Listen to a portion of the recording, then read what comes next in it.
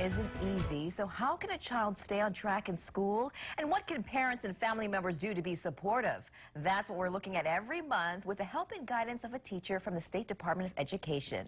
This morning, we're joined by Eileen Carr, a fifth grade teacher from Manoa Elementary. Good morning.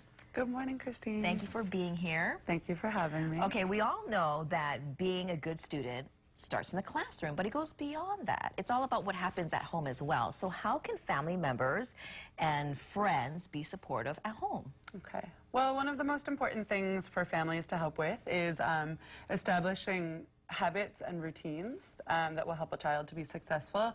Also to help a child build independence. So in terms of habits and routines, it's extremely important for parents to help set up a space where a child can go to each day to get their work done.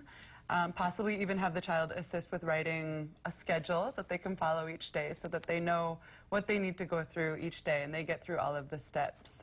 So those habits are really important to build. A parent can also help by setting up a space in the home that's comfortable, that has a snack put out, that is a welcoming space that the child will like returning to do their assignments.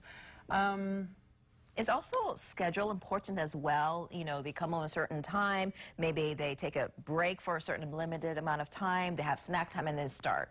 Or can it be out of order? Isn't it best to stick to some kind of timeline? I do think it's helpful for children to establish sorts of routines in life that repeat so that they get that kind of internalized sense of what needs to happen next each day. But I also think it's important for families to you know, to prioritize the whole child and the well-being of the kid beyond the classroom. So if things come up from day to day, I think it's important to make exceptions and to honor that, you know, life is also important and that school is a part of that.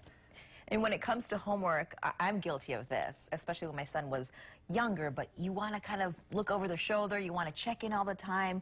What do parents need to do? Do they kind of have to let the child be more independent? I'm a big fan of using timers to help a child be independent. Not to stress a child out, but to set aside time when a child is going to be putting their biggest effort, their best effort into the work that they're doing. And then coming and checking in with them when it's over and asking how things went, but not, you know, as much as possible, not hovering over a child, not doing the work for them, so that a child's work is really an expression of their abilities and their effort, and not, you know, what the parent wants them to be able to do or what the parent can do. What about checking homework? Because I talked about this with other parents who are friends. You know, are you checking their homework? Are you checking every single thing? What if it's wrong? Do you let it go? Do you correct it? What do you recommend parents do? I recommend checking that it is done. I recommend checking to see that it is done and actually looking at it.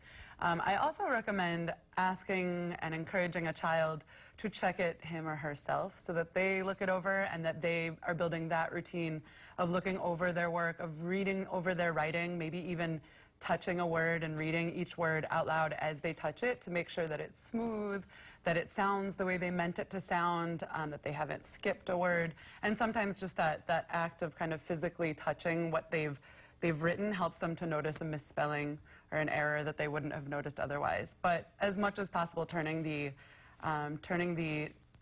responsibility over to the child so that they know that they're the one who's you know, should be the #1 critic of their own work. And one more tip you say is get your kid talking like a teacher. What does that mean? I think if you can get your child to open up about what they're learning and to talk to you in a teacherly way about what they've learned, and maybe having a routine each day of teaching me one, so that the kid is taking responsibility for their own learning and they're teaching you something that they've learned that day. They could be teaching you a new skill, they could be teaching you a math strategy, they could be talking to you about a book that they're reading, but they are taking ownership for the learning that they're doing each day in school, and they're making it their own. Because when we talk about things that we're learning, we internalize them in a different way.